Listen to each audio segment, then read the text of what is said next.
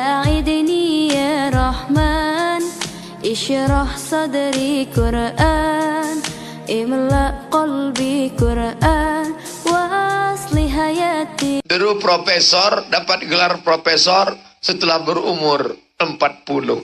Falamma balagha, ketika sampai umurnya arba'ina sanah, 40 tahun, maka diambil 40 karena 40 adalah angka kesempurnaan.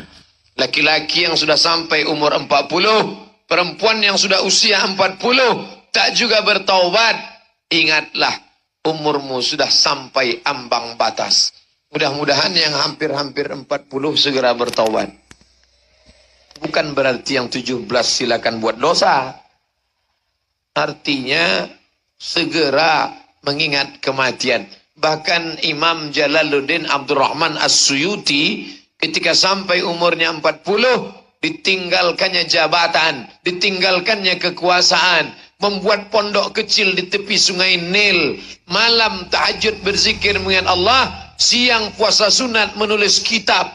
Muridnya Ad-Daudi berkata, guruku menulis kitab 500 juz, 500 jilid kitab. Begitulah jihadnya. Bukan berarti setelah 40 lalu mati. Saya tidak ingin selesai acara ini yang udah 40 bawaannya mau mati aja. Gimana Pak? Karamba kita di sungai gimana? Tak saya urus lagi Pak Ustadz, udah 40 ini mau mati aja. Tetap bangkit semangat. Tapi meninggalkan buatan dosa karena sudah umur 40. Ingat banyak berzikir mengingat Allah. Amin. Ya Rabbal Alamin. Nih, kalau ada yang nanya nanti kenapa 40? Karena 40 adalah puncak kesempurnaan. Maulid Nabi Muhammad SAW hijrahnya saja sudah 1439, 1440, lebih 1 milenium. Untuk apa diperingati terus? Kemarin tanggal 10 Muharram, 9-10 Muharram. Bapak puasa? Nampaknya tak ada yang puasa. Puasa, namanya puasa Asyura. Kenapa kita puasa Asyura? Karena pada tanggal 10 Muharram Nabi Musa diselamatkan menyeberang sungai Nil dan Fir'aun mati tenggelam di Laut Merah. Peristiwa itu terjadi 3000 tahun yang lalu. Apa maknanya? Sudah terjadi 3000 tahun yang lalu tapi tetap diulang tiap tahun. 10 Muharram Asyura, 10 Muharram Asyura, 10 Muharram Asyura. Apa maknanya?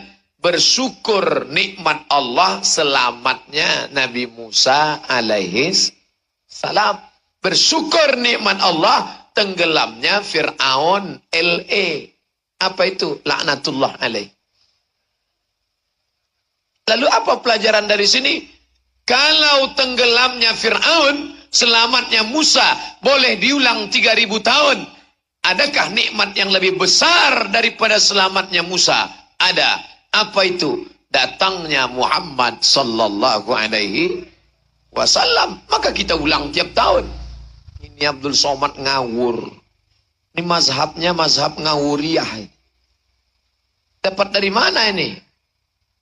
Baca kitab judulnya Al-Hawi lil Fatawi, karya Al-Hafiz Jalaluddin Abdurrahman As-Suyuti, mengutip pendapat Imam Al-Hafiz Ibnu Hajar Al-Asqalani. Mengapa maulid diulang tiap tahun? Karena Allah menyuruh syukuri nikmat selamatnya Musa, tapi ada yang lebih besar, nikmat datangnya Muhammad sallallahu alaihi wasallam. 3. Sampai berapa nih Pak Ustadz? Sampai capek. 3. Apa dia? Ada seorang laki-laki bernama Abdul Uzza. Siapa namanya? Abdul Uzza. Yang ceramah ini Abdul Somad. Abdul Uzza punya budak hamba sahaya bernama Thuwaibah. Hai budakku Thuwaibah. Ya Tuan, kau jaga adik iparku yang sedang hamil tua. Nanti kalau anaknya lahir, sampaikan berita ke rumah. Baik Tuan. Begitu anaknya lahir, datang Suwaibah. Wahai tuanku, ya, anaknya sudah lahir.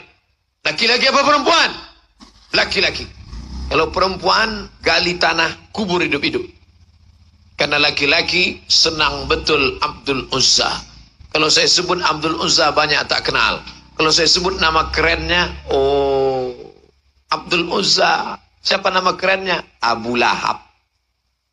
Oh. Kata Abu Lahab, aku senang karena engkau bawa berita gembira. Adikku sudah meninggal dunia Abdullah, tapi nyawanya digantikan oleh anaknya Muhammad.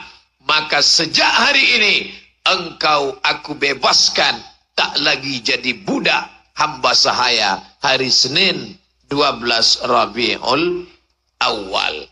Sedekah Abu Lahab saat lahirnya Muhammad sallallahu alaihi wasallam membebaskan seorang budak free, gratis. Seekor onta paling murah sekarang 50 juta. Seorang budak 2 kali onta 100 juta. Abu Lahab bersedekah maulid Nabi 100 juta. Kalau ada orang Sumatera Selatan bersedekah 100 juta, itu baru selevel dengan Abu Lahab. Kalau di bawah itu Pak Ustadz, berarti di bawah level Abu Lahab. Lalu apa balasan Allah kepada Abu Lahab yang bersedekah 100 juta saat kelahiran Sayyidina wa Maulana Muhammad sallallahu alaihi wasallam? Bermimpi Abu Lahab berjumpa dengan Abbas, saudara kandungnya. Hai Abu Lahab, ya, apa kabar engkau di sana? Aku masuk neraka. Ayatnya sudah jelas. Tabat yada abi lahabin wa tab. Khuffifa alayya fi kulli itsnain. Tapi azabku diringankan setiap hari Senin li'taqi Suwaibah, karena aku memerdekakan Suwaibah. Azabnya diringankan setiap hari Senin karena senang menyambut kelahiran Muhammad sallallahu alaihi wasallam. Makanya kalau ada orang di Palembang suka maulid, maulid sana, maulid sini, maulid arba'in datang, tapi tak sholat, di akhirat masuk neraka sama Abu Lahab. Setiap hari Senin azabnya diringankan. Kenapa? Karena dia masuk neraka, tak sholat, tapi diringankan disebabkan gembira menyambut kelahiran Muhammad sallallahu alaihi wasallam. Ini Ustaz Somad ini ceritanya dari mana ini? Bukan saya ngarang. Itu diambil dari kitab Mafahim Yajib an Tusahhah. Sahih apa tidak sahih? Sahih. Penulisnya ahli hadis dari Makkah Al-Mukarramah. Siapa nama penulis kitabnya? Sayyid Muhammad bin Alawi bin Abbas Al-Hasani Al-Maliki. Pernah Ustaz belajar ke dia? Enggak, nengok wajahnya aja. Waktu haji ke Makkah saya lihat wajahnya. Nengok sorbannya dari jauh. Tapi di Palembang ada muridnya langsung yang belajar berpuluh tahun kepada beliau. Inilah yang ada di belakang saya. Saya tak berani membelakangi, takut punggung berbisul. Sayyid Muhammad bin Alawi bin Abbas Al-Hasani Al-Maliki punya murid yang langsung belajar di Makkah, pulang ke Palembang.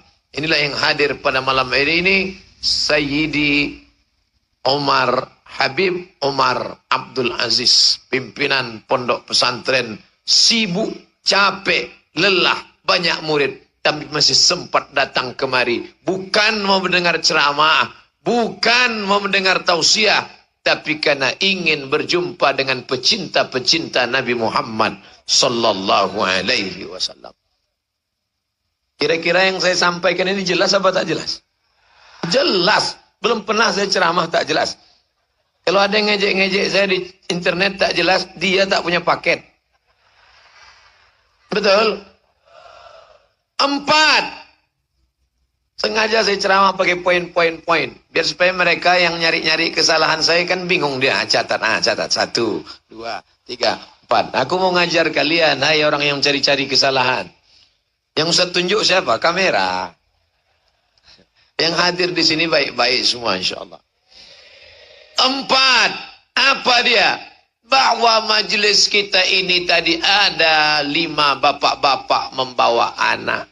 Mau minta nama yang baik, saya tengok namanya Muhammad Rizik. Saya tengok namanya Fauziah. Muhammad, nama yang paling baik adalah nama Nabi kita Muhammad sallallahu alaihi wasallam. Nama yang paling baik adalah nama budak, hamba, sahaya, rendah, hina. Tapi kalau disandingkan budak itu dengan Allah, budak itu naik menjadi tinggi karena nama Allah.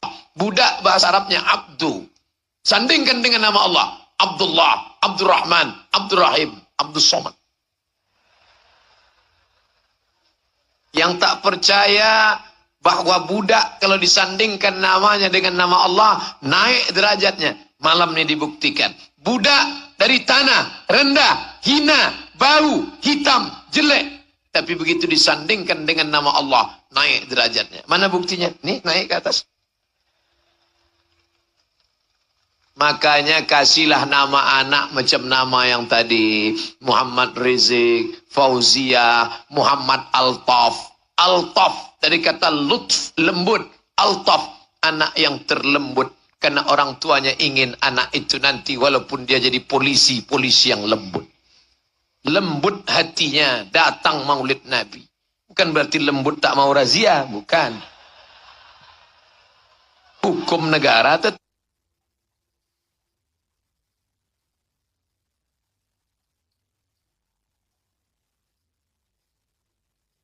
ditegakkannya. Bukan berarti lembut, pret, mana STNK PKB? Tak ada Pak, lewat aja. Bukan itu artinya.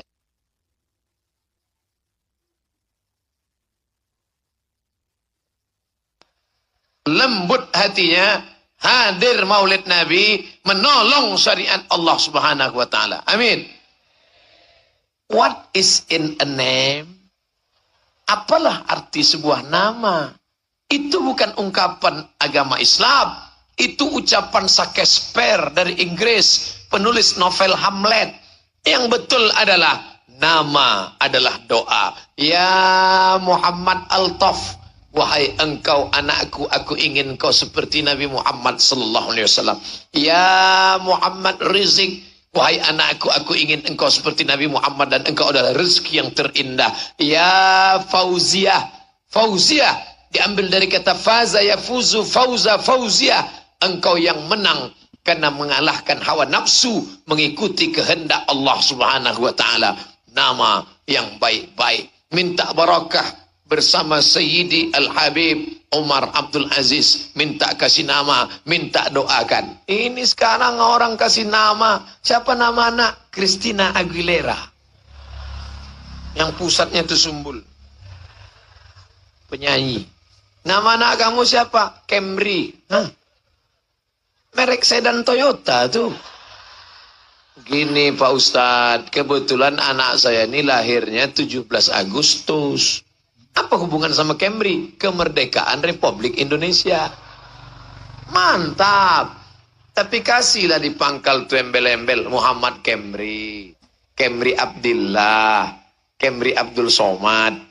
Tak pula connect. Jangan sampai tak ada ciri Islamnya sama sekali. Kasih nama yang baik. Kullu mauludin rahinatun biaqiqatihi. Setiap anak tergadai dengan akikahnya. Bagaimana cara menebus anak yang tergadai? Potongkan kambing hari ke-7. Kasih nama, potongkan rambut. Maka tadi Habib diminta motongkan rambut. Saya tengok potong. Dipotong Habib, ngambil barokah. Datang pula ayahnya yang bawa kurma. Minta tahnik namanya, bukan teknik. Kalau teknik itu tadi kita politeknik. Ini tahnik. Kenapa tahnik? Karena anak dari dalam rahim itu, rahim tempat yang paling adem, ayam, tentram, nyaman.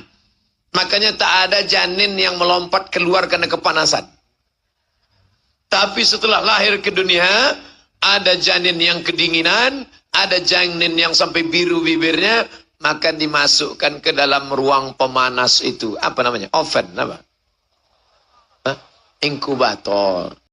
Astaghfirullah Rabbal baraya astaghfirullah minal khataya.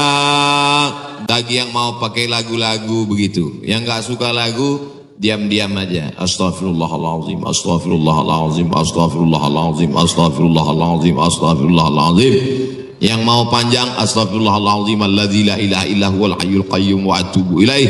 Yang mau lebih panjang sayyidul istighfar. Allahumma anta rabbi la ilaha illa anta khalaqtani wa ana abduka wa ana ala ahdika wa wa'dika ma sata'tu a'udzubika min syarri ma sana'tu abu laka bi ni'matika alayya wa abu bi dzambi faghfir li fa innahu la yaghfiru dzunuba illa anta. Yang belum hafal tulis di Google Sayyidul Istighfar, enter, pilih image, gambar, print, baca, jadikan sebagai wallpaper desktop, dihafal, di print, tempel di dapur dekat kompor.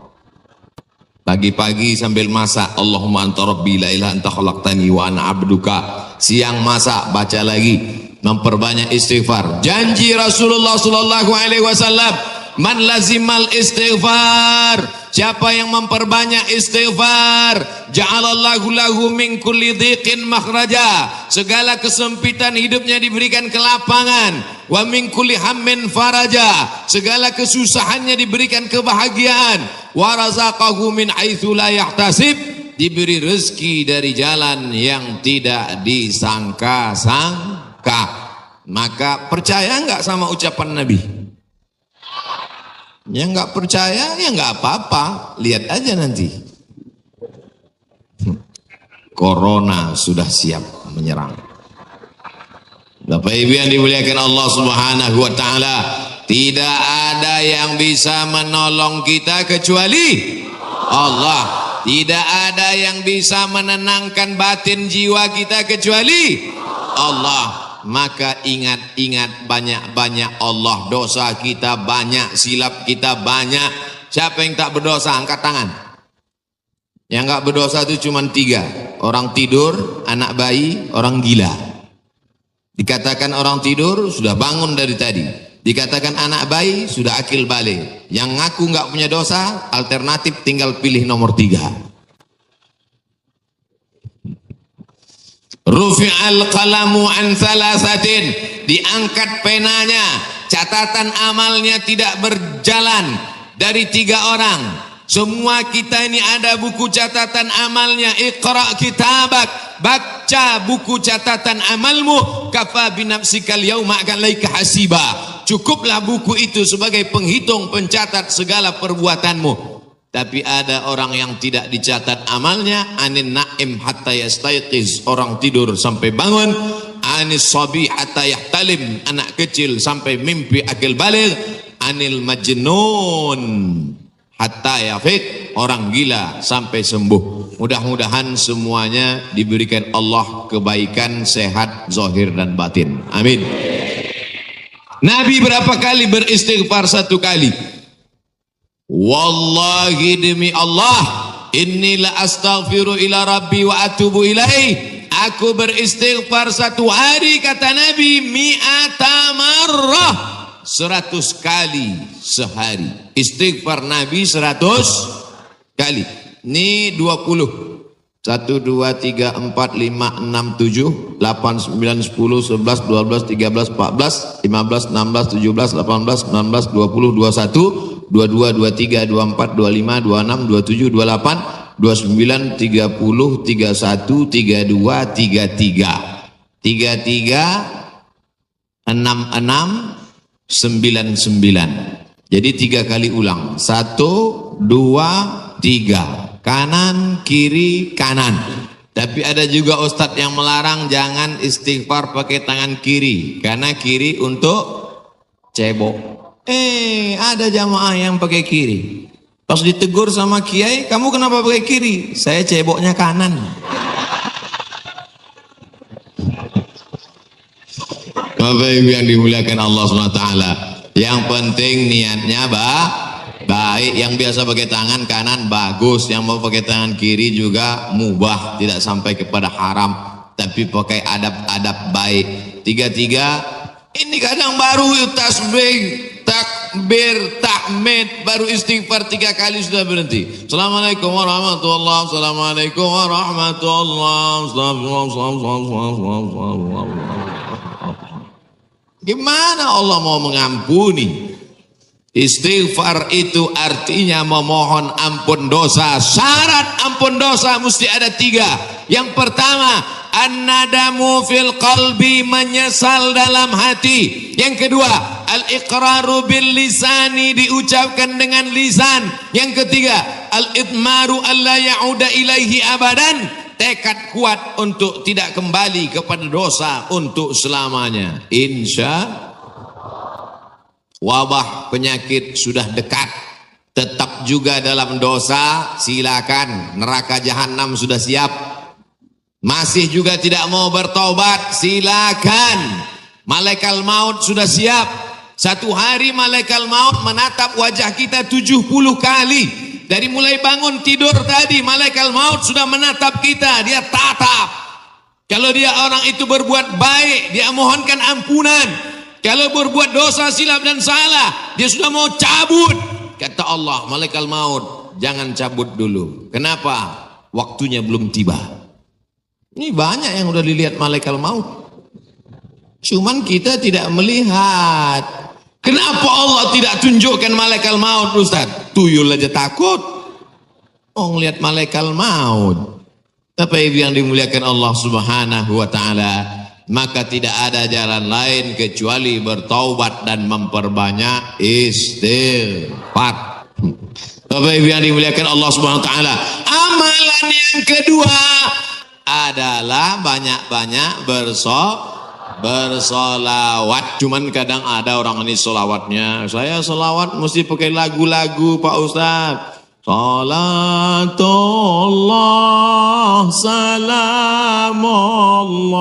Wah, itu lagu sebelah sana Pak Ustaz, lagu kami lain. Salatullah salamullah ala toha rasulillah. Salatullah salamullah ala yasin habibillah. Tawassalna bi bismillah wa bil hadi rasulillah wa kulli mujahidin lillah bi ahlil badri ya Allah. Rupanya di Malaysia iramanya lain lagi. Sallallahu ala Muhammad, sallallahu alaihi wasallam, sallallahu ala Muhammad, sallallahu alaihi wasallam. Ya Nabi salam alaika, ya Rasul salam alaika, ya Habibi salam alaika, salawatullah alaika. Yang mau pakai irama bagus, yang mau pakai lantunan bagus, yang nggak mau pakai irama mau diam bagus. Ente kalau nggak pakai suara, ini namanya solawat silent. Saya kalau ribut-ribut itu bising, saya mau hati saya tenang. Jangan salahkan yang solawatnya diam, karena mungkin dalam diam dia mendapatkan ketenangan. Jangan salahkan yang bersolawat bersuara, karena menurut dia dengan bersuara dia sedang mengusir hantu dan setan. Sudah tahu teman ini suka solawat diam, dia sukanya diam, biarin aja. Jangan dia diam malah dibisikin, Allahumma sholli ala sayyidina. Itu namanya ngajak kelahi. Betul. Yang nggak boleh itu melakukan perbuatan yang dilarang oleh Rasulullah Sallallahu Alaihi Wasallam. Oleh sebab itu maka selawat-selawat ini kita baca. Saya maunya selawat yang ada dalam hadis saja. 5 selawat. Ada 5 selawat dalam Sahih Bukhari, Sahih Muslim. Sudah saya tulis dalam buku 99 tanya jawab sholat. Nah, ujung-ujungnya jual buku. Bisa di-download gratis dalam bentuk PDF. Print. Boleh kami print? Boleh. Kami jual? Jangan. Baca. Bagikan ke masjid. Kasih ke anak-anak kita. Bentuk solawat. Tapi saya mau solawat yang disusun oleh Imam Al-Haddad. Solawat yang ditulis oleh Imam Abu Ja'far Al-Barzanji. Solawat yang ditulis oleh Imam Al-Busiri. Solawat yang ditulis oleh Imam Ad-Dibai. Solawat yang ditulis oleh Syekh Habib Umar bin Hafiz. Boleh. Karena itu bagian dari doa. Nabi ketika bangun dari ruku, Sami Allahu liman hamidah. Itu pendek itu, jangan sampai panjang. Ada kadang imam panjang. Sami Allahu liman hamidah. Loh, itu kan nggak panjang Pak. Rupanya nama istrinya Hamidah. Mohon maaf Ibu Hamidah, jangan tersenyum. Nabi selalunya Sami Allahu liman hamidah. Rabbana lakal hamdu mil'us samawati wa mil'ul ardi wa mil'u ma syi'ta min syai'in ba'du. Mil apa mil'u Pak Ustaz? La ilaha illallah. Gara-gara mil'a sama mil'u kelahi. Yang satu mengatakan Rabbana lakal hamdu mil'us samawati. Yang satu mengatakan Rabbana lakal hamdu mil'as samawati wa mil'al ardi. Akhirnya antara mil'u dengan mil'a kelahi. Yang ketawa yang nggak sholat. Mereka di luar lagi main gaple, lepak bola 6. Dia tengok, kenapa kelahi?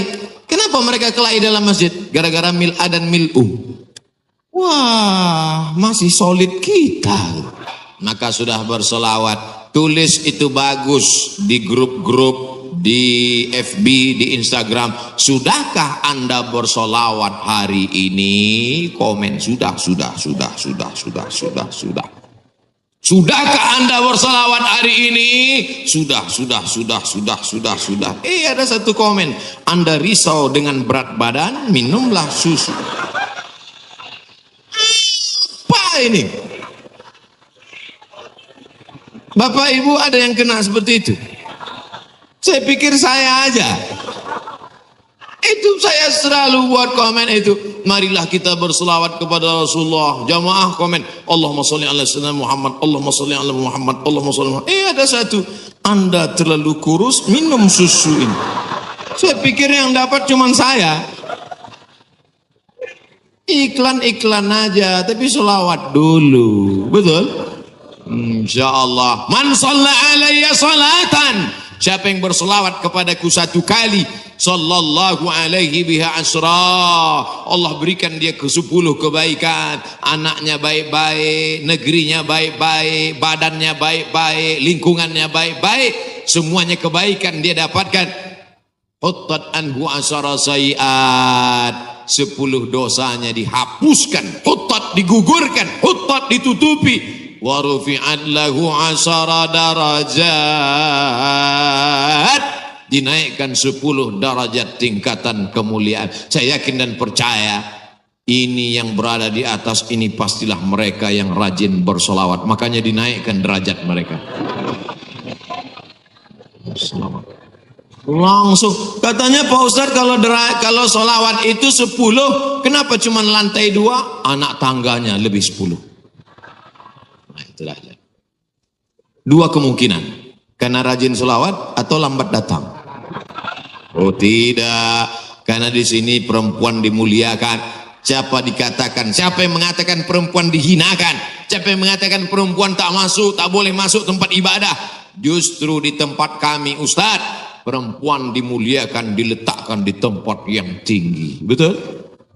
Ini bagus. Arsitek-arsitek yang mau bangun masjid, tiru Masjid Al-Hasan Bumi Panyawangan, Dewan Kemakmuran Masjid Al-Hasan Bumi Panyawangan. Tiru masjid ini. Ini bagus, karena kadang ada dibuat perempuan di belakang, perempuan di atas. Karena kalau dibuat di perempuan di belakang, itu anak-anak muda yang di belakang itu lain bunyi aminnya. Ghairil maghdubi alaihim waladdallin. Amin. Rupanya ada anak gadis di belakang. Perempuan bagus di atas.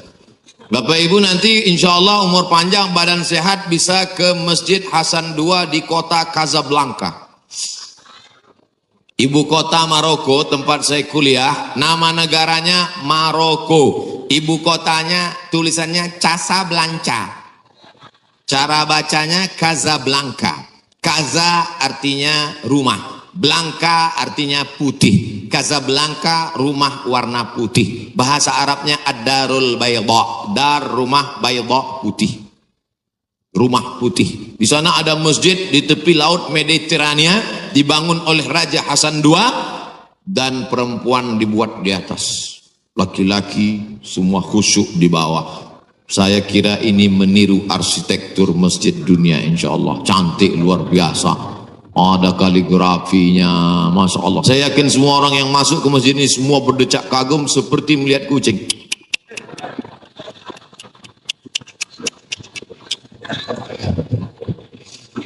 Bapak Ibu yang dimuliakan Allah Subhanahu wa taala, ketika ada dua orang bertemu bersalaman, Allahumma sholli ala Muhammad.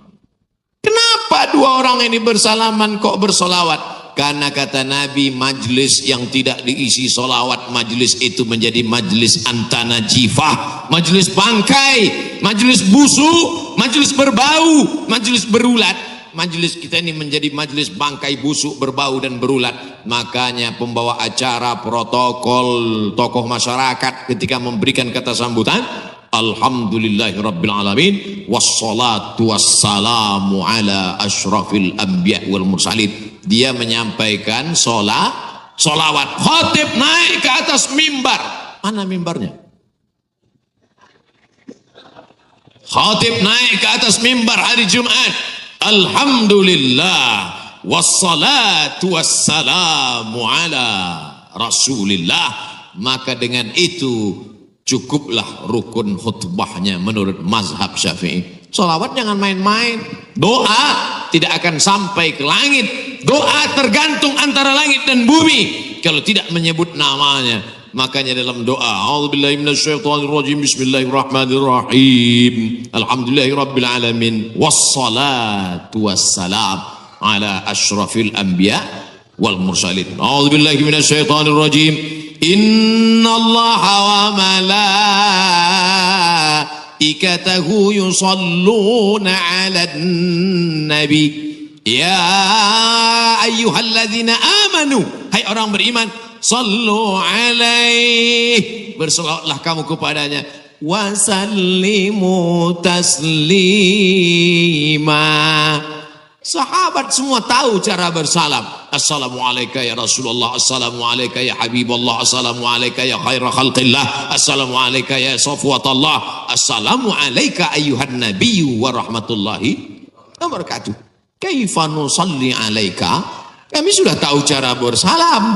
Bagaimana cara kami berselawat kepadamu? Nabi mengajarkan, Allahumma salli ala Muhammad wa ala ali Muhammad. Tidak ada sayyidinanya. Tapi dalam hadis lain Nabi berkata, ana sayyidu waladi Adam. Ana, saya, sayyidu, pemimpin, waladi Adam, semua anak cucu keturunan Adam, aku pemimpinnya. Maka saya merasa nggak sopan kalau nggak nyebut nama dia pakai Sayyid. Maka saya katakan, Allahumma salli ala Sayyidina Muhammad. Tapi saya nggak pernah nyalahkan yang nggak pakai Sayyidina. Tiba-tiba ada satu kiai ustadz ceramah, Allahumma salli ala Muhammad. Salah. Tapi saya merasa saya bersopan santun. Protokol memanggil. Berikut ini, mari kita panggil penceramah kita hari ini yang akan menyampaikan tausiah. Mari kita dengarkan bersama. Yang akan menyampaikan tausiah di masjid kita adalah Somad.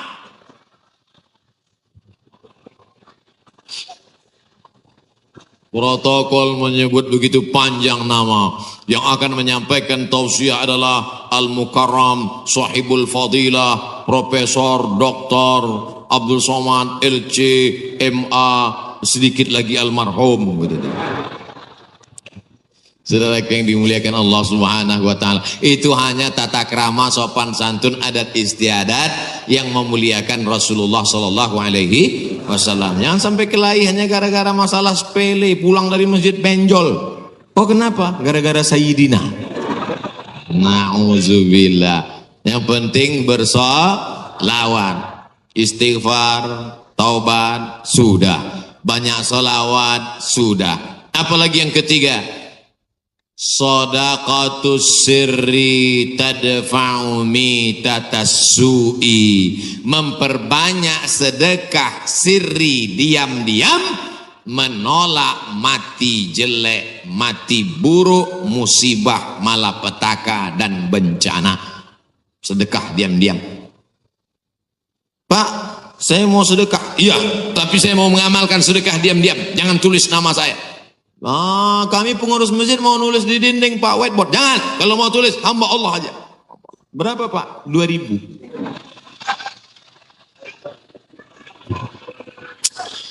Aduh. Sahabat Nabi menyumbangkan sumur. Dulu yang paling kaya di Madinah itu orang yang punya sumur. Sampai hari ini minyak lebih murah daripada air. Air lebih mahal daripada korma. Sumur. Nama sumurnya Bayroha. Letaknya di depan Masjid Nabawi. Yang punya sumur dan kebun korma itu namanya Abu Talhah. Ada disebut dalam hadis. Itu menunjukkan menyebut nama karena menyumbang hukumnya boleh. Karena hadis Nabi menyebut yang nyumbang namanya Abu Talhah. Sampai hari ini di Madinah ada sumur yang diwakafkan oleh Utsman bin Affan. Namanya Bi'ru Raumah. Artinya Utsman disebarkan informasinya, dia nyumbang. Turun ayat. In tuqridullaha qardan hasanan yudha'if lahu ad'afan katsirah. Kalau mau beri pinjaman kepada Allah, maka Allah akan berikan balasan berlipat ganda. Datang Abu Dihdah. Apakah Allah perlu pinjaman? Allah tidak perlu pinjaman. Tapi kalau kau tolong agama Allah, Allah akan membantu menolong engkau. Maka dia berikan sumbangan 600 batang pohon kurma. Satu kurma ajwa Madinah 1 kilo 50 rial. Tapi karena kita udah lama kenal 40 aja ambil. 250.000 Pak 1 kilo. Semuanya ada 600 batang. Berapa miliar itu? Hitung sendiri nanti di rumah hitung. Ada 600 batang. 1 kilonya korma ajwa 50 rial. Kualitas bagus dari Madinah asli. Mantasabbaha, siapa yang pada waktu paginya makan 7 butir korma ajwa, maka dia tidak diganggu setan, tidak bisa kena sihir santet.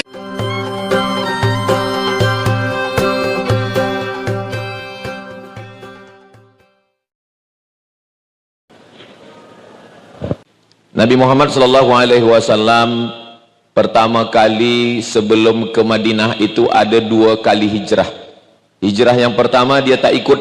Yang hijrah itu adalah saudara dia, saudara kandung dari Sayyidina Ali, namanya Ja'far bin Abi Thalib, saudara dari Ali bin Abi Thalib, anak Abu Thalib, cucu Abdul Muttalib bin Hashim bin Abdi Manaf bin Qusay.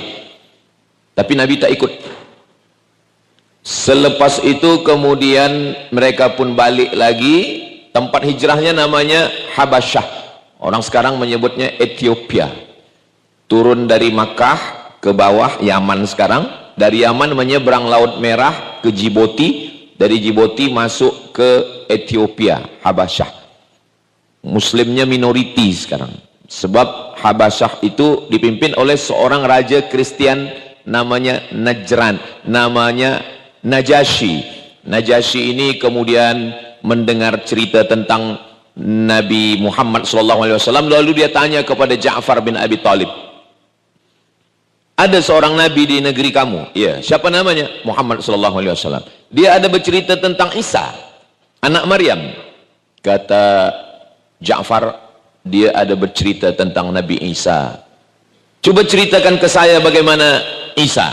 Maka Ja'far membacakan satu surah. Dalam Al-Quran itu ada 2 surah yang khas bercerita tentang Nabi Muhammad SAW. Yang pertama tentang ibu Nabi Isa, yaitu surah Maryam selepas surah Al-Kahfi. Yang kedua adalah Maryam punya ayah namanya Imran.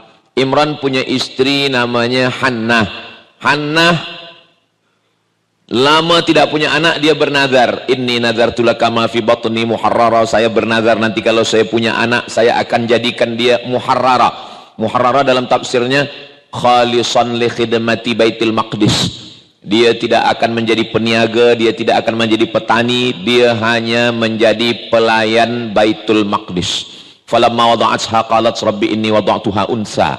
Ketika anak itu lahir, ternyata anaknya unsa, perempuan. Wa inni samaituha Maryam, maka saya beri dia nama Maryam. Itu membuktikan bahwa Quran itu datang daripada Allah Subhanahu wa taala. Kalaulah Quran itu datang daripada Nabi Muhammad SAW, pastilah ada nama dua surat. Yang pertama surat Abdul Muttalib, yang kedua surat Aminah. Tapi yang ada dalam Al-Quran adalah surat Ali Imran. Imran datuk Nabi Isa, sedangkan surat Maryam adalah ibu Nabi Isa. Mendengar cerita Nabi Isa yang ada dalam surat Ali Imran dan surat yang ada dalam surat Maryam, melelehlah air mata Najasyi. Apakah Najasyi raja Ethiopia itu masuk Islam atau tidak? Boleh dibuktikan dari solat ghaib. Ketika sampai berita bahwa Najasyi yang ada di Ethiopia mati, meninggal dunia, maka Nabi SAW mengajak sahabat-sahabat untuk sembahyang, tapi jenazahnya tak ada, maka solat itu disebut dengan solat ghaib. Itulah dia asal muasal asbabul wurud dari solat ghaib. Usolli alal janazah, saya solat kepada jenazah, tidak ada jenazahnya kerana dia solat ghaib. Lalu kemudian takbir yang pertama Al-Fatihah, yang kedua salawat, yang ketiga Allahumma firlahu warhamhu wa'afihi wa'afu anhu sampai akhir. Lalu kemudian takbir yang keempat Allahumma la tahrimna ajrahu. Lalu kemudian disyariatkanlah salat ghaib. Ini hijrah yang pertama. Itu membuktikan bahwa Najasyi itu sebenarnya Islam. Karena kalau dia tak Islam, tak boleh kita mendoakan yang tak Islam. Kemudian terlampau jauh hijrah ini. Umat Islam sudah tidak sanggup lagi berada di kota Makkah Al-Mukarramah. Susah. Perniagaan semua dikekang, ditahan. Lalu kemudian mereka terus mengawasi Nabi. Nabi pergi tiada naik kendaraan. Dia tidak naik kuda, dia tak naik keledai. Dia berjalan kaki, tidak membawa orang. Supaya orang Makkah, Abu Jahal, Abu Lahab, Abu Sufyan tak ada menaruh rasa curiga. Nabi SAW pergi berjalan kaki menuju satu kawasan namanya Taif. Lebih kurang 100 km dari kota Makkah Al-Mukarramah. Sampai di Taif. Sampai di Taif dia tidak disambut dengan Tala'al Badru alaina. Tak ada marhaban ya Nural Aini, tak ada marhaban Jaddal Husaini, tak ada. Sampai di Taif, mereka lempar Nabi dengan batu, dengan kayu, dengan tulang unta, sampai seliparnya berdarah kerana salah satu batu itu kena ke kakinya, kakinya berdarah. Apa kata malaikat Jibril alaihissalam? Ya Muhammad sallallahu alaihi wasallam, kalau sampai darah yang ada di selipar engkau itu menetes ke tanah, maka aku ratakan Taif ini semua dengan tanah. Nabi sallallahu alaihi wasallam menyapu tapak kakinya. Dia sapu tapak kakinya supaya darah itu tak menetes ke tanah. Saya ketika membaca kisah itu, seandainya malaikat Jibril itu datang ke saya, wahai Abdul Somad, kalau sampai darah kaki engkau menetes ke tanah, saya matikan semua haters engkau. Saya tak akan sapu, saya pijakkan kaki saya ke tanah. Jadi Nabi itu hatinya sangat lembut. Padahal ini musuh, orang jahat, melempar dengan batu, dia boleh maafkan, dia boleh ampunkan. Lalu kemudian datanglah malakul jibal, malaikat jibal bukit, malakul jibal malaikat penjaga bukit. Kata malaikat, jadi rupanya bukit-bukit ini ada malaikat penjaganya. Kata malakul jibal, engkau tunjukkan dua bukit yang paling besar di kota Makkah. Satu namanya Jabal Abi Qubais. Jabal Abi Qubais bukit paling tua. Kalau kita berdiri di atas bukit Sofa, menghadap ke arah Ka'bah, mengangkat tangan, di belakang kita, itulah dia Jabal Abi Qubais.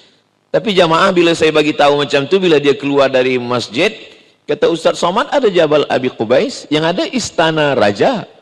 Sebab Jabal Abi Qubais sudah dipotong, itulah dia istana Raja Fahad yang ada di atas. Dulu itu Jabal Abi Qubais, di atas itu dulu ada satu masjid namanya Masjid Bilal bin Rabah. Dulu di atas itu tempat orang berzikir, tarekat Naqsyabandiyah. Tapi karena Saudi Arabia tak suka pada tarekat-tarekat, akhirnya diratakan sehingga tak ada lagi majelis zikir di atas. Lalu kemudian ada satu bukit lagi namanya Jabal Qu'aiqian. Kata Malakul Jibal, saya cabut Jabal Qu'aiqian, saya cabut Jabal Abi Qubais, saya ratakan Taif itu, mati semuanya. Apa kata Nabi? Asallah an yukhrij min aslabihim man ya'budullaha wa la yushrika bihi syai'a. Ya Allah, jangan cabut Jabal Qu'aiqian, jangan cabut Jabal Abi Qubais, jangan ratakan mereka dengan tanah. Asallah an yukhrij min aslabihim, keluarkan dari tulang sulbi mereka anak cucu yang mentauhidkan engkau. Doa itu dikabulkan Allah Subhanahu wa taala. Sekarang Taif itu 100% semuanya muslim bersyahadat asyhadu an la ilaha illallah wa asyhadu anna Muhammadan Rasulullah. Karena tajuk kita di atas kalau boleh tengok tentang ikhlas. Kalau ada air bercampur dengan tea, namanya air tea. Kalau ada air bercampur dengan kafe, disebut dengan kopi. Kalau ada air bercampur dengan tea, dengan susu, ditarik, namanya teh tarik. Tapi kalau ada air, tak ada campuran apa-apa, bersih sebersih-bersihnya, namanya al-ma'ul khalis, air yang ikhlas. Maknanya, tak ada marah, tak ada dengki, tak ada dendam. Andailah saya berzikir tengah malam, kemudian datang Malakul Jibal. Wahai Abdul Somad, tunjukkan 2 bukit yang paling besar di dunia ini. Saya akan tunjukkan puncak Himalaya, semualah. Kenapa? Karena dalam hati kita ini masih ada dendam, masih ada emosi, masih ada marah, masih ada sakit hati. Nabi Muhammad sudah hilangkan itu semua. Mudah-mudahan kita dengan banyaknya mengkaji tentang Nabi ini, lama-lama hati kita semuanya ikhlas, bersih karena Allah Subhanahu wa taala. Amin. Lalu kemudian selepas itu Nabi pergi bernaung ke satu taman, kebun punya orang kafir musyrik. Rupanya orang kafir musyrik ini walaupun dia jahat, dia tak sampai hati menengok Nabi dari jauh, dengan kaki terluka duduk bersendirian. Maka dia suruhlah budak sahaya dia, budak hamba sahaya, namanya Addas namanya. Addas, cuba engkau bagi setangkai anggur. Kebetulan waktu itu sedang musim anggur. Ini menunjukkan bahwa kisah ini musim panas. Karena kalau musim sejuk, anggur tak ada, kering semua. Ambil setangkai anggur, bagi kepada dia yang sedang bersedih. Datanglah Addas, budak hamba sahaya miskin susah tadi, memberikan setangkai anggur kepada Nabi Muhammad SAW. Nabi pun mengambil anggur itu, lalu Nabi masukkan ke mulutnya. Kata Nabi, Bismillah. Addas terkejut. Apa kata engkau tadi? Kata Addas, Bismillah. Kata Addas, di Taif ini tak ada satupun orang yang mengenal Allah. Dan mereka kalau makan, mereka tak ada sebut Bismillah.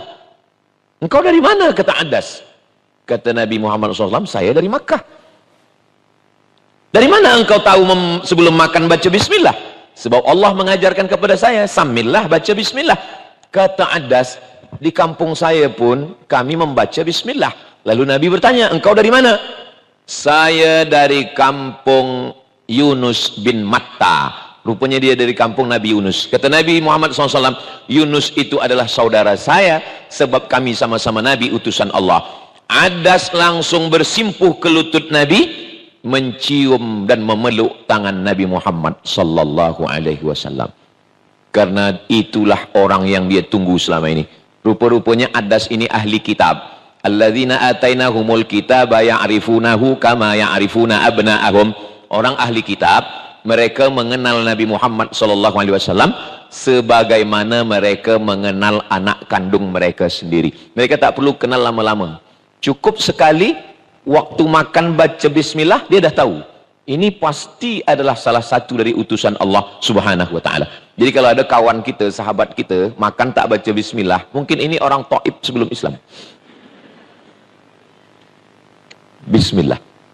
Sependek-pendek baca Bismillah. Kalau ada orang yang baca Allahumma barik lana fima razaqtana wa qina azabannar, hadis dhaif. Oh, hadis dhaif tak boleh pakai. Hadis dhaif boleh pakai kalau cukup 5 syarat. Dia bukan hukum akidah, bukan halal haram, bukan pula ada periwayatnya yang kadzab, pendusta, penipu, pembohong. Dia masih bernaung pada hadis sahih dan untuk fadail a'mal. Mana tahu nanti bila ada orang yang kritik kita bila kita makan. Sekarang ni banyak orang 2-3 kali mengaji belum berguru dah suka kritik orang. Allahumma barik lana fima razaqtana. Hadis dhaif. Jadi kalau ada orang yang baca doa bismillah, tak baca doa panjang, 2 kemungkinan. Pertama, dia tak nak guna hadis dhaif. Yang kedua, dia lapar betul. Bismillah. Ya ghulam samillah. Selepas itu Nabi Muhammad SAW pun balik dari Taif. Balik dari Taif. Di tengah jalan sebelum masuk ke kota Makkah dia baca Quran. A'udzubillahi minasyaitonirrajim. Bismillahirrahmanirrahim. Nabi baca Quran tidak tengok mushaf. Sebab Nabi tak boleh baca. Dia ummi, tak baca. Dia hanya membaca hafazannya saja. Tiba-tiba terdengar suara. Inna sami'na Qur'anan ajaba. Kami mendengarkan bacaan Al-Quran yang sangat ajaba, ajib, amazing, luar biasa. Yahdi ila rusdi amanna. Bacaan yang kami dengar ini menunjukkan kepada jalan kebenaran. Wa anna minnal muslimuna wa minnal qasitun. Kami ini ada yang Islam, ada yang kafir. Rupanya waktu Nabi membaca Quran tadi didengar oleh beberapa jin. Itulah turunnya surat Al-Jin. Dan tempat Nabi membaca Quran yang ada jin itu, itulah dia masjid. Ini sofa, ini ma'la. Dari sofa Marwah, dari Marwah ke Ma'la. Sebelum Ma'la ini ada masjid kecil namanya Masjid Jin. Maka di atas masjid itu ditulis surat Al-Jin. Qul uhiya ilayya annahu istama'ana farum minal jinni inna sami'na Qur'anan ajaba yahdi ila rusdi. Sekelompok jin mendengar Nabi membaca Al-Quran. Apa pelajaran dari sini? Kalaupun orang Taif tidak mau mengikut kamu ya Muhammad sallallahu alaihi wasallam, tapi ada beberapa jin yang masuk Islam. Nanti kalau pergi ke Makkah, berangkat umroh, ziarah ke Ma'la, solatlah di masjid jin. Tapi niatnya jangan lain-lain, hanya solat saja. Sebab banyak juga beberapa jamaah ni solat masjid jin, nak bawa jin pula balik ke kampung.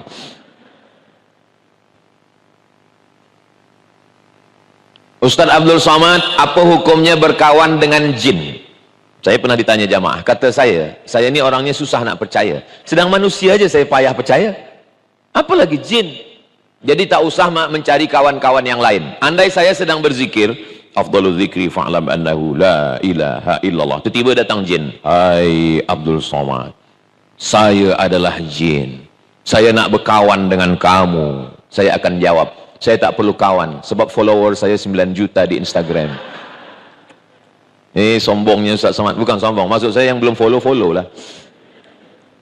Jangan berkawan dengan jin. Sebab jin ni banyak yang mengaku elok, baik. Lah, itu Nabi Muhammad SAW. Nabi dijaga Allah Ta'ala. Sedangkan Nabi Sulaiman dijaga Allah. Nabi Sulaiman datang burung hud-hud. Kata burung hud-hud, saya menengok ada satu kerajaan, rajanya ratu perempuan namanya Ratu Bilqis. Kata Nabi Sulaiman, coba tengok Bilqis di mana. Bilqis sekarang sedang berada di jalan dan tak lama lagi dia akan sampai kepada kerajaan Sulaiman di Palestina. Ratu Sabak, Bilqis di Yaman, 3000 km. Naik pesawat terbang 3 jam baru sampai. Sama macam dari Bandar Seri Begawan ke Kuala Lumpur ke Riau. Lalu kemudian kata Nabi Sulaiman, siapa di antara kamu ni yang boleh membawa kerusi tempat duduk Bilqis itu dari Yaman ke Palestina? Nabi Sulaiman bertanya, ayyukum ya'tini bi'arsyiha qabla an ya'tuni muslimin. Siapa yang boleh membawa kerusi tempat duduk Bilqis dari Yaman ke Palestina sebelum dia sampai? Sebelum dia sampai, kerusinya dah sampai duluan. Sebab Nabi Sulaiman ingin memberikan surprise kepada Bilqis. Nanti bila Bilqis sampai, dia terkejut. Kenapa kursi saya dah sampai duluan? Dia terkejut. Lalu kemudian, waqala ifritum minal jin. Berkatalah jin ifrit. Jin yang berkata, ana atika bihi qabla an... Ana atika bihi, saya boleh membawa kerusi Bilqis ke Palestina qabla an taquma mim maqamik, sebelum engkau tegak wahai Sulaiman, kerusi Bilqis sudah sampai kemari. Sebelum tegak itu kira-kira berapa second sebelum tegak? 5 second. 1, 2, 3, 4, 5 sampai, kalau tak kena osteoporosis. Mudah-mudahan yang sakit-sakit sehat insyaallah, amin. Tapi rupanya ada yang mengalahkan jin. Siapa dia? Wa qala allazi 'indahu 'ilmun minal kitab. Ada seorang lelaki, bukan jin, manusia yang punya ilmu. Apa kata dia? Ana atika bihi qabla an yartadda ilaika tarfuk. Saya boleh membawa kerusi Bilqis dari Yaman ke Palestina. Berapa lama? Qabla an yartadda ilaika tarfuk, sebelum mata engkau berkedip. Belum mata Sulaiman berkedip, kerusi dah sampai. Itu dah sampai tuh. 3000 tahun yang lampau, 3000 tahun lepas, jin sudah kalah competition. Makanya kalau ada hari ini orang masih mencari pokok kayu, mencari sungai, mencari tempat air yang boleh disapu keluar jin, ada 3 permintaan. Kamu nak apa? Kata dia. Maka sesungguhnya dia sudah terlambat hidup 3000 tahun lampau. Sesungguhnya jin sudah lama kalah dengan kita. Maka kita dianjurkan untuk membaca 11 ayat supaya tak diganggu daripada gangguan sihir. Qul a'udzu birabbil falaq min syarri ma khalaq wa min syarri ghasiqin idza waqab wa min syarri naffatsati fil 'uqad wa min syarri hasidin idza hasad. Qul a'udzu birabbin nas malikin nas ilahin nas min syarril waswasil khannas alladzi yuwaswisu fi sudurin nas minal jinnati wan nas. 11 ayat kerana tukang sihir namanya Labid bin A'sam. Semua tukang-tukang sihir ini berkawan dengan jin. Dan jin inilah yang akan merosak, mengganggu. Dia curi rambut Nabi Muhammad SAW. Itu maka perempuan dulu bila habis gunting rambut bawa balik ke rumah. Kenapa? Takut rambut dicuri, disihir. Black magic. Oh, black magic tak boleh Ustaz? Tak boleh. Kalau begitu white magic boleh? Tak ada. Semua magic sihir haram. Tak boleh guna sihir. Maka kita disuruh membaca ayat kursi, akhir Al-Baqarah, lillahi ma fis samawati, Al-Fatihah, Qul huwallah 3 kali, Al-Falaq sekali, Qul a'udzubinas sekali. Diambil daun sidir, daun bidara, ditumbuk halus. Kalau tak ada tumbuk, di blend boleh, tapi usahakan blendnya baru. Sebab kalau tidak pakai mandi, ini nampaknya jin pedas, bukan, bekas cabai. Tak ada jin mengganggu. Lepas itu dicampur dengan limau. Ambil limau, potong halus-halus, lepas itu bubuh dengan garam kasar. Daun sidir, limau, garam kasar, semasa dibancur, dicampur, bacakan di situ Al-Fatihah sekali, pangkal Al-Baqarah alif lam mim sampai wa ulaika humul muflihun, ayat kursi, Qul huwallah, Al-Falaq, An-Nas, subhanallah walhamdulillah wala ilaha illallah wallahu akbar, dibaca salawat. Selepas itu diminum sikit, jangan banyak-banyak sebab asam masin. Selepas itu digosokkan ke kepala, ke badan semua. Selepas itu dibilas dengan air bersih kalau ada orang yang diganggu jin dan syaitan. Usahakan orang yang membacanya itu orang yang soleh, orang yang bersih. Sebab kalau orang yang tak bersih, bila dibacakannya itu, syaitannya bukan pergi, dia gelak ketawa. Kata syaitannya, sesama setan jangan menghalau. Maka kita bacakan yang baik-baik. Saya mengaku saya ini bersih baik, tidak. Saya pun banyak juga silap, salah dan dosa. Tapi sebelum itu kita istighfar, minta ampun kepada Allah Subhanahu wa ta'ala. Rupa-rupanya jin ini terbagi pada 2. Anna minnal buka surat Al-Jin juz 29. Anna minnal muslimun, kami ini ada yang jin muslim. Wa minnal qasitun, kami ini ada yang jin kafir. Yang muslim itu taharraw rasyada, selalu mencari jalan yang lurus. Adapun yang kafir, kanu li jahannama hataba, mereka akan menjadi bahan bakarnya api neraka. Mudah-mudahan anak-anak cucu kita dijaga Allah dari gangguan jin syaitan ini insyaallah. Amin ya rabbal alamin. Selepas itu kemudian hijrah ke Habasyah tak jadi. Hijrah ke Taif pun nampaknya kurang elok. Rupa-rupanya ada hijrah tempat yang baik. Itulah dia kampung bernama Yathrib. Yathrib tempat penyakit. Yathrib tempat banyak binatang berbisa. Yathrib tempat banyak bakteri yang tak elok-elok. Yang tak elok banyak, Yathrib. Nabi setiap ada nama kampung, nama orang yang tak elok, Nabi ganti. Nabi ubah dengan nama yang baru. Yathrib. Cubalah kalau kita ditanya orang, Ustaz nak ke mana? Saya nak ke kampung banyak penyakit. Tak elok, negatif. Maka dirubah Nabi menjadi Al-Madinah Al-Munawwarah. Al-Madinah kota, city. Al-Munawwarah yang terang dengan cahaya. Al-Madinah Al-Munawwarah. Doa itu dikabulkan Nabi. Sekarang bila orang naik ke bulan, dia tengok ke bumi, kota yang paling terang benderang di dunia ini sekarang dua. Yang pertama Makkah Al-Mukarramah, yang kedua adalah Al-Madinah Al-Munawwarah, terang benderang. Saya pernah nak bagi manasik kepada polis. Polis minta saya bagi manasik haji di office dia. Saya sampai di office, selamat datang Ustaz Abdul Somad, kita manasik. Mana jamaahnya tuan polis? Tak ada, saya seorang saja. Hah? Kita berdua saja? Ya. Ada satu yang saya nak tanya Ustaz. Apa nak tanya?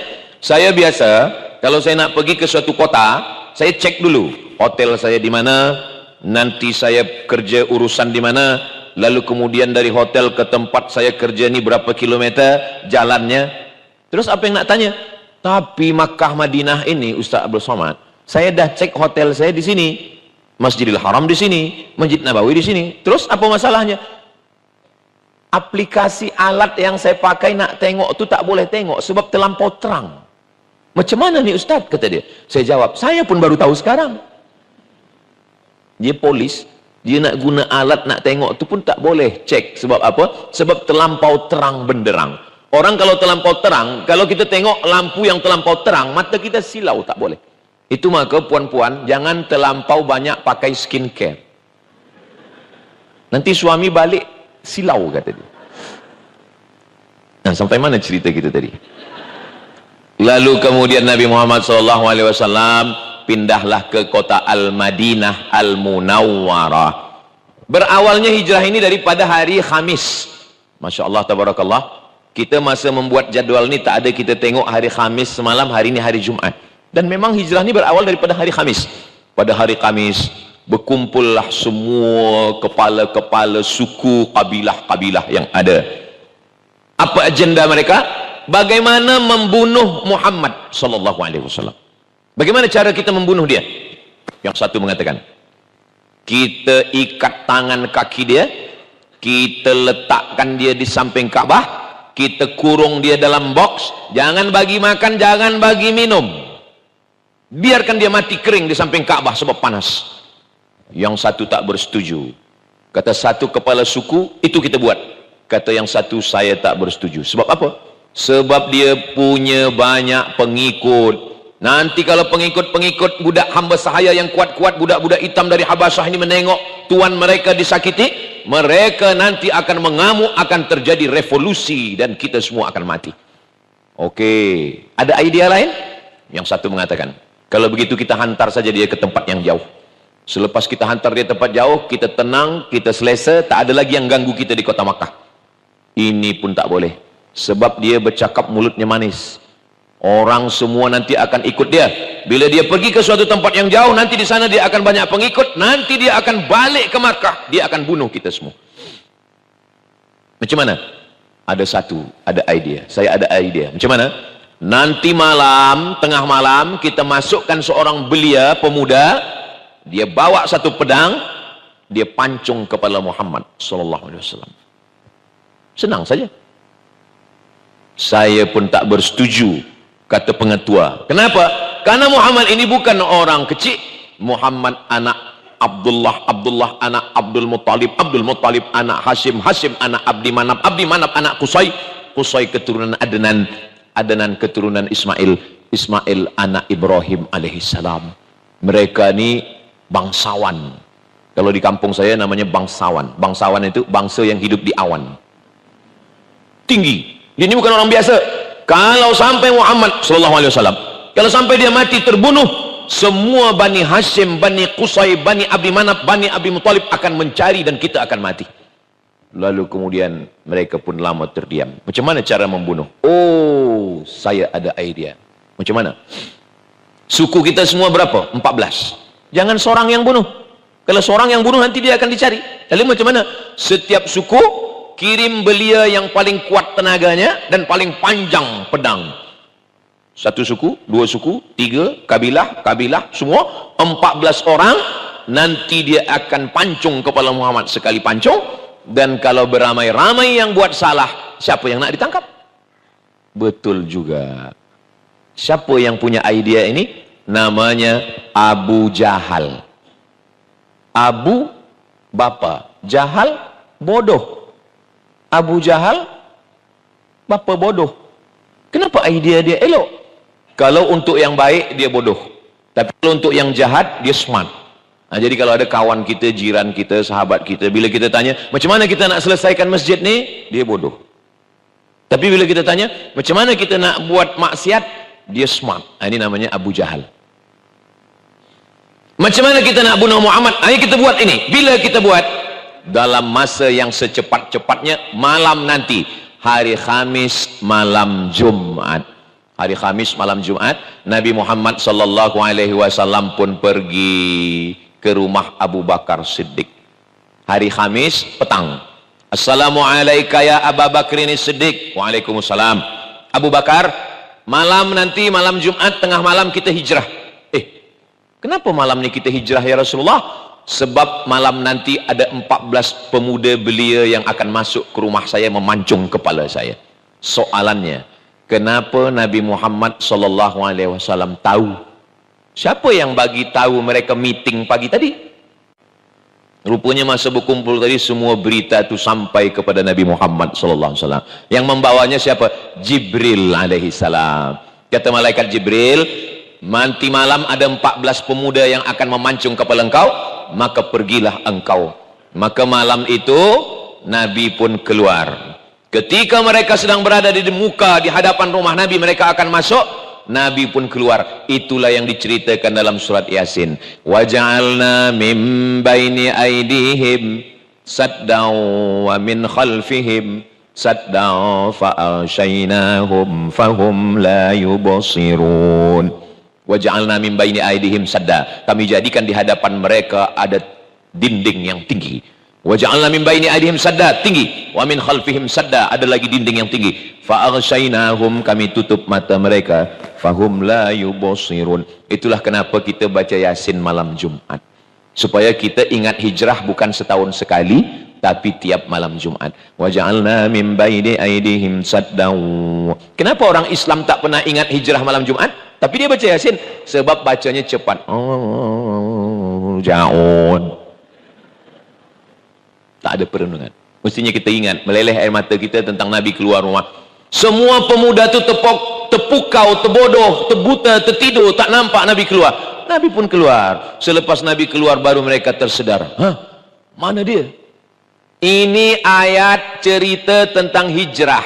Jangan ayat ini dipakai untuk yang lain-lain.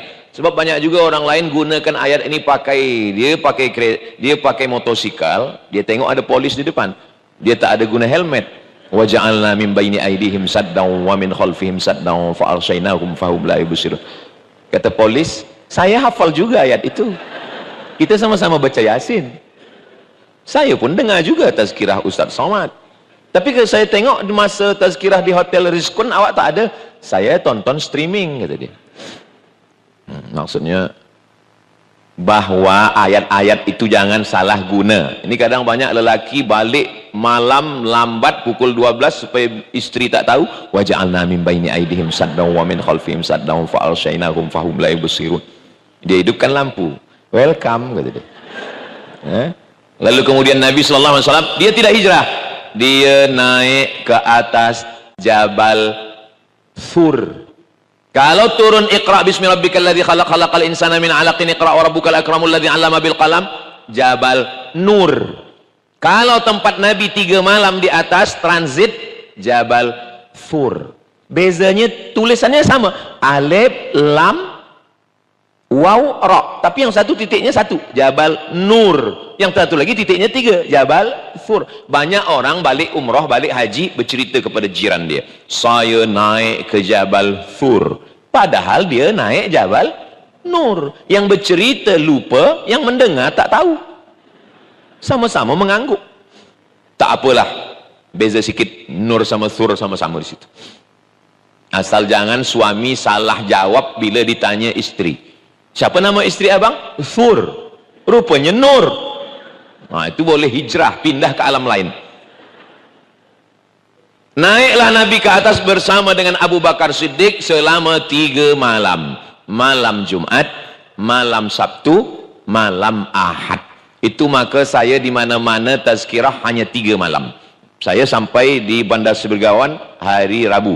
Malam Khamis, malam Jumat, malam Sabtu. Sabtu balik. Maka saya kalau ditanya orang, kenapa tak boleh 4 malam Ustaz? Sebab Nabi transit hanya 3 malam. Lalu kemudian selama 3 malam, kenapa dia tidak terus saja hijrah? Sebab kalau dia terus hijrah, semua musuh dah menunggu. Ini maknanya, dalam hidup mesti ada strategi. Hijrah itu bukan langkah kaki bismillahirrahmanirrahim, tawakkaltu 'ala Allah, la haula wala quwata illa billah. Tidak begitu, ada strategi tentang menghadapi hidup ini. Ini sekarang banyak umat Islam ini kalau ditanya, macam mana strategi kita menghadapi masa depan? Bismillahirrahmanirrahim, tawakkaltu 'ala Allah, la haula wala quwata illa billah. Serahkan pada Allah. Itu bukan ajaran Nabi Muhammad SAW. Macam mana Islam ini mesti kuat, mesti ada strategi. Maka Nabi SAW naik ke atas 3 malam. Siapa yang membawakan berita ke atas? News yang ada di hiruk pikuk di Makkah, orang mencari-cari berita ke atas. Ada seorang lelaki yang siang dia di Makkah, malam dia naik ke atas, namanya Abdullah. Siapa pula yang membawa makan di atas? Nabi tak berdoa minta makan, Allahumma anzil alaina ma'idatan minas sama', wahai Jibril turunkanlah makanan. Tak. Yang membawa makanan ke atas adalah Asma binti Abi Bakar. Memang dari dulu perempuan bawa makanan. Asma binti Abi Bakar. Ada pula seorang lelaki di bawah berpura-pura membawa kambing. Dia bagi rumput ke kambing. Sebenarnya dia adalah spy. Dia adalah mata-mata yang sedang menengok siapa yang akan naik ke atas. Siapa yang mengawani Nabi di atas? Yang menemani Nabi di atas adalah Abu Bakar Siddiq. Sebelum masuk ke dalam lubang batu, Abu Bakar Siddiq menahan Nabi SAW. Kata Abu Bakar Siddiq, jangan engkau masuk ke dalam lubang batu ya Rasulullah. Kata Rasul, kenapa tak boleh masuk? Mungkin di dalam ada binatang berbisa. Mungkin di dalam ada binatang buas, mungkin ada ular. Sebab lubang batu ni kita tak tahu entah apa yang ada di dalam. Kalau aku yang mati, kalau saya mati, yang bersedih hanya anak istri saya saja. Tapi kalau engkau yang meninggal ya Rasulullah, tak sampai dakwah Islam ke semesta alam. Nabi menunggu di luar. Abu Bakar Siddiq masuk ke dalam membersihkan semua. Setelah dia tengok, dia cek tak ada, aman, bersih semua. Tapi ada lubang, ada lubang. Lalu Abu Bakar Siddiq duduk di lubang itu, dia duduk di situ. Selepas itu dia katakan, masuklah wahai Rasulullah. Rasul pun masuk. Abu Bakar Siddiq dia luruskan kakinya. Abu Bakar Siddiq bersandar meluruskan kakinya. Tengah malam dia pun tertidur. Nabi Muhammad SAW meletakkan tengkuknya ke atas kaki Abu Bakar Siddiq, tertidur. Tak lama tertidur, tak lama Nabi tertidur. Tiba-tiba Nabi terjaga, terbangun dari tidurnya. Nabi terjaga kena ada air yang menetes dari atas. Musim panas, tak mungkin ada air hujan, tak mungkin ada embun. Ini di Arab, bukan kita sedang berada di Brunei Darussalam. Kata Abu Bakar Siddiq, dia tanya, air apa ini wahai Abu Bakar? Kata Nabi kepada Abu Bakar. Kata Abu Bakar Siddiq, air mata Abu Bakar jatuh ke wajah Nabi. Kenapa engkau menangis Abu Bakar? Kata Abu Bakar Siddiq, rupanya di lubang yang dia duduk itu ada binatang berbisa menyengat kakinya dan dia tidak gerakkan. Dia tahan kakinya tidak bergerak. Dia boleh tahan kakinya. Yang dia tak tahan adalah air matanya menetes, menahankan sakit. Itu maka kalau kita sebut dalam sembahyang tarawih, Al-Khalifatul Awal Sayyiduna Abu Bakrin Siddiq, dan semua jamaah menjawab. Di Brunei Darussalam macam itu juga. Al-Khalifatul Awal Sayyiduna Abu Bakrin Siddiq radhiyallahu an. Itu untuk membezakan kita dengan Syiah. Sebab Syiah melaknat Abu Bakar, Syiah melaknat Umar, sebab mereka menganggap Abu Bakar dan Umar beserta Utsman mengambil khilafah kekuasaan Sayyidina Ali. Sedangkan kita Ahlus Sunnah wal Jamaah sampai hari ini, sampai Ramadan ini, bila disebut nama Abu Bakar kita kata radhiyallahu an, Allah meridai dia. Saya dari mula hari Rabu, hari Khamis, hari Jumat, esok hari Sabtu, last kali subuh, esok pulang. Bila pengacara sebutkan nama saya, kita akan dengarkan tazkirah dari Ustaz Abdul Somad. Belum ada lagi jamaah yang menjawab radhiyallahu an. Belum ada. Kenapa? Karena PhD, Master, BA itu ada university yang memberikan. Belajar dia bagi BA, belajar lagi dia bagi Master, belajar lagi dia bagi PhD. Tapi radhiyallahu an itu datang dari Allah Subhanahu wa taala. Ada dalam Al-Qur'an. As-sabiquna al-awwaluna minal muhajirin wal ansar walladzina tabauhum bi ihsan. Mereka itu adalah radhiyallahu anhum wa radu'an. Malam Jumat, malam Sabtu, malam Ahad. Ahad malam Isnin mereka pun bertolak menuju Yathrib. Jalan biasa tak boleh. Jalan yang agak jauh sikit, lebih dari 150 km. Jadi kalau yang biasa itu 500, dia menjadi 650 km sebab dia mencari jalan yang lain, menelusuri tepi Laut Merah. Lalulah dia sampai. Yang menunjukkan jalan ini namanya Abdullah bin Uraiqid. Abdullah bin Uraiqid tak Islam. Ini menunjukkan kita boleh tolong menolong dengan orang yang tak Islam kalau dia tidak memudaratkan bagi kita. Wala ana abidum ma'abadtum wala antum abiduna ma'abud lakum dinukum waliyadin. Mereka pun berjalan terus. Begitu mereka berjalan malam Isnin, Nabi hijrah Isnin, sampai di Madinah Isnin, lahir Isnin, meninggal Isnin. Mudah mengingat. Hijrah Isnin, sampai Madinah Isnin, lahir Isnin, meninggal Isnin. Nabi bersama Abu Bakar berdua. Abu Bakar menengok di belakang, ada debu. Gurun pasir ni kalau kuda tu kencang, debunya naik ke atas. Kata Abu Bakar, saya menengok ada debu di belakang, ini pasti ada orang mengejar kita ya Rasulullah. Kata Nabi, biarkan dia. Tak lama orang yang mengejar dengan kuda ni, dia hadang Nabi di depan. Selepas itu dia pun terjatuh. Rupanya yang mengejar ini namanya Suraqah bin Malik. Kata Suraqah bin Malik, aku belum pernah jatuh dari kuda seumur hidup wahai Muhammad sallallahu alaihi wasallam. Tapi hari ini saya jatuh. Di sini saya sadar bahwa orang yang saya kejar ini bukan manusia biasa, bahwa engkau memang nabi, bahwa engkau memang rasul utusan Allah Subhanahu wa taala. Kenapa engkau mengejar kami wahai Suraqah? Kerana saya dijanjikan kalau saya boleh memancung kepala engkau, saya akan dapat 100 ekor unta. Kata Suraqah bin Malik, saya akan balik ke kota Makkah. Apa jawab Nabi kepada Suraqah? Hanya satu saja. Aghib anna. Diam, silent, sembunyikan berita tentang kami. Jangan kau cakap apa-apa, baliklah ke kota Makkah. Apa pelajaran yang kita boleh ambil dari sini? Ada orang yang berangkat dari rumah niatnya ingin membunuh Nabi, niatnya ingin memancung kepala Nabi, niatnya ingin mendapatkan harta haram. Tapi rupanya Allah berikan kebaikan. Tapi berapa banyak orang yang dari rumah niatnya baik, mencari rezeki yang halal, tapi rupanya di tengah jalan dia mendapatkan yang haram. Mudah-mudahan kita tidak masuk dalam dua-duanya. Kita hanya masuk dalam satu. Berangkatnya baik, sampainya baik, baliknya pun baik insyaAllah. Kalaupun ada pernah kita silap salah tak baik macam Suraqah, dari rumah tak baik, tapi di tempat itu kita mendapatkan kebaikan, balik pun menjadi orang baik. Suraqah balik, mereka teruskan perjalanan. Mereka teruskan perjalanan, persediaan air mereka habis.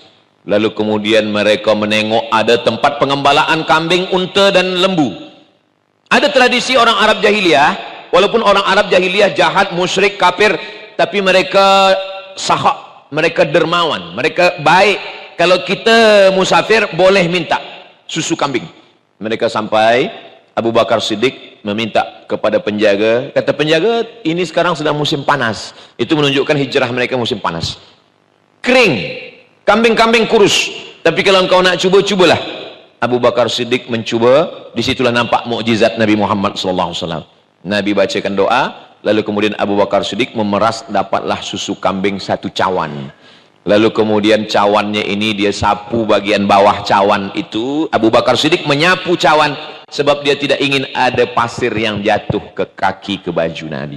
Selepas itu Nabi pun meminum cawan itu. Apa kata Nabi? Bismillah.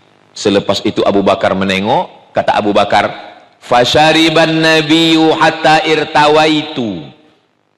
Nabi meminum air susu kambing itu hatta irtawaitu, sampai hausku hilang. Saya waktu membaca buku ini pertama kali, mungkin buku ini salah ini, sebab rasa-rasa Nabi minum, haus Abu Bakar hilang. Salah nih. Buka, tengok kitab lain, sama isinya. Nabi minum, haus Abu Bakar hilang. Saya musafir dengan Ustadz Muaz, kami berjalan. Kemudian kami singgah ke tempat susu kambing. Lalu saya sila Ustadz Muaz minum. Apa kata saya? Menengok Ustadz Muaz minum, haus saya menjadi-jadi. Bukan hilang. Nabi dah sampai, Abu Bakar Siddiq dah sampai pada level iman yang paling tinggi. Apa level iman paling tinggi? La yu'minu ahadukum hatta yuhibba li akhihi ma yuhibbu li nafsihi. Menengok orang lain senang, kita ikut senang. Menengok orang lain susah, kita ikut sakit. Sekarang, adakah kita susah menengok saudara kita di Gaza? Kalau kita susah, kita mungkin dah hampir level Abu Bakar Siddiq. Tapi jangan panggil saya Abu Bakar, tetap panggil Abdul Somad. Tapi kalau kita tak ada peduli, na'udzubillah. Man lam yahtam bi amril muslimin falaysa minhum. Siapa yang tak peduli kepada umat Islam, maka dia bukan umat Nabi Muhammad sallallahu alaihi wasallam. Mereka teruskan perjalanan. Ini kalau diteruskan perjalanan ini habis waktu asar. Oke, kita yang hijrah yang short sajalah. Lalu kemudian mereka pun sampai hari Isnin di Quba. Itulah dia Masjid Quba. Sampai di Quba, waktu itu belum ada masjid lagi. Sampai di Quba hari Isnin, 4 malam Nabi di Quba. Malam Selasa, malam Rabu, malam Khamis, malam Jumat. 4 malam berdirilah satu Masjid Quba. Itulah masjid yang pertama dibina oleh Nabi Muhammad sallallahu alaihi wasallam. Subhanalladzi asra bi 'abdihi lailan minal masjidil haram, Masjidil Haram, ilal masjidil aqsa, Masjidil Aqsa. Masjid Quba, masjid yang pertama dibina oleh Nabi Muhammad sallallahu alaihi wasallam. Hanya 4 malam.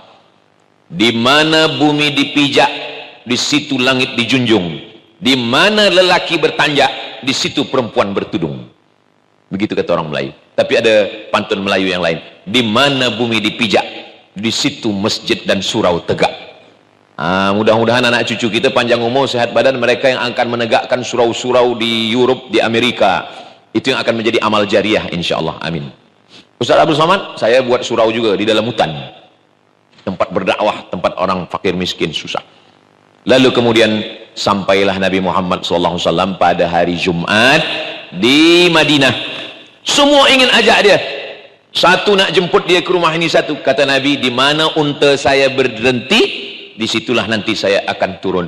Rupa-rupanya berhentilah di rumah Abu Ayyub Al-Ansari. Nabi menumpang, sebelum ada rumah Nabi, Nabi menumpang di rumah Abu Ayyub. Kalau di tempat lain saya bagi tazkirah, itu EJK bagi tahu, Ustadz waktu dah habis. Kalau di Brunei Darussalam, dia mati sendiri. Masya Allah, itu menunjukkan waktu dah habis. Jadi berhentilah, memang dah habis dah. Sebab dia berhenti di rumah Abu Ayyub Al-Ansari. Abu Ayyub Al-Ansari ini, masa dia umur 80 tahun, ada sahabat Nabi yang ingin pergi ke Konstantinopel, satu kota yang diasaskan oleh Kaisar Konstantin. Sebab Nabi pernah bersabda, la taftahunnal Konstantiniyah, kamu akan merebut Konstantinopel. Tapi rupa-rupanya tak berhasil. Abu Ayyub Al-Ansari meninggal di Konstantinopel, kuburnya di bawah pokok kayu. 700 tahun selepas itu barulah Konstantinopel itu direbut oleh seorang lelaki bernama Muhammad Al-Fatih. Terima kasih telah mengunjungi channel Ayo Kita Ngaji. Semoga bermanfaat. Wassalamualaikum warahmatullahi wabarakatuh.